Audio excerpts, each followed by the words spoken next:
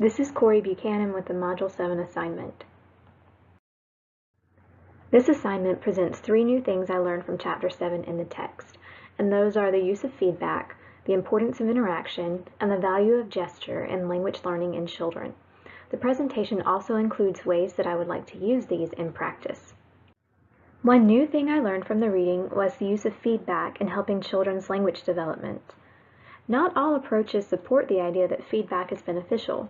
The linguistic approach stresses a nativist viewpoint and holds that language is developed through the presence of an inborn language acquisition device, or LAD. This view states that feedback isn't necessary for language development, and it believes that it can even sometimes be unproductive. However, other studies do show that feedback is beneficial for children's language development. In some cases, feedback is provided through positive imitation. In other words, when the child makes a statement that is grammatically correct, the adult imitates the child and repeats it back to them, confirming the correctness of the statement. Conversely, adults also use recasts when children make ungrammatical statements. In this scenario, the child makes a grammatically incorrect statement, and the adult repeats the statement but corrects the error. For example, a child might say, "The dog runned away," and the adult could recast it by saying, "The dog ran away." Researchers found that recasts following children's errors prompt both short-term and long-term improvements in children's grammar, and it also was effective for adult second language learners. The second thing that stood out to me from this chapter was the importance of interaction, with ideas taken from the social interactionist model.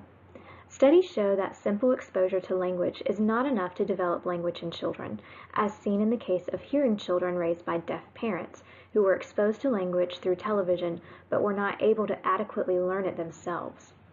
There were 3 areas that seem relevant to me as a teacher of children with disabilities. One is the use of child-directed speech. This type of speech is slower and more pronounced than typical speech and is often used with infants and very young children.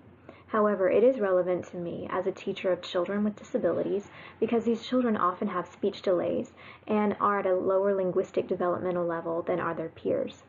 Since shorter and slower utterances are seen to help children learn and comprehend language, a simplified form of language would also be appropriate for communicating with students who have speech delays or other disabilities that hinder language development.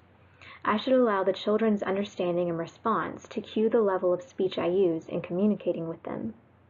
Another interactional aspect was the use of joint attention, in which the caregiver and the child are focused on the same object. The caregiver can use this opportunity to associate speech with the object, such as labeling a cat that they are both observing. Especially important is for the caregiver to note times when the child is attending to something, and then for the caregiver to model joint attention by also directing his or her attention to the same object. This responsiveness models joint attention behaviors. For children with disabilities, such as children with autism, improving joint attention can be seen to improve their expressive language skills. I can use this by practicing responsive joint attention with these children and encouraging them to communicate. Social routines is another area of language that benefits from interaction. These routines, whether taught explicitly or learned through imitation, vary from culture to culture and are not innate to children and therefore require interaction to be learned. As seen in the last chapter, social language is valuable for both academic and psychological reasons, and it should be taught to children. As a teacher, I should interact in ways that model appropriate social language.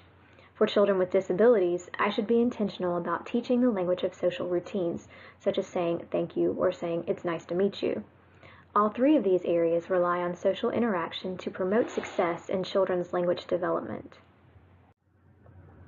One of the final areas I noted was the value of gesture. Gestures begin at a young age, as children begin pointing at objects for the purpose of directing their caregiver's attention to those objects. This is called communicative pointing. This gesture is of great value since it represents and encourages joint attention behavior, which has already been demonstrated to be helpful in language production. Along the same lines are referential gestures.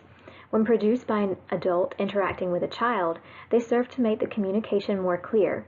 They help the child understand, and they establish a relationship between the spoken word and the referent. Also related, but further advanced, is the use of a system of signing to communicate.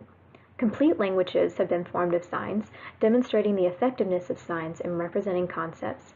They can also be an effective way of helping children who are nonverbal to communicate, as I have seen personally in the work I've done with children who have disabilities. These findings encourage me to use gestures to direct children's attention and clarify my meanings. They also inspire me to teach children how to use gestures that can help them learn and that can help them communicate more efficiently.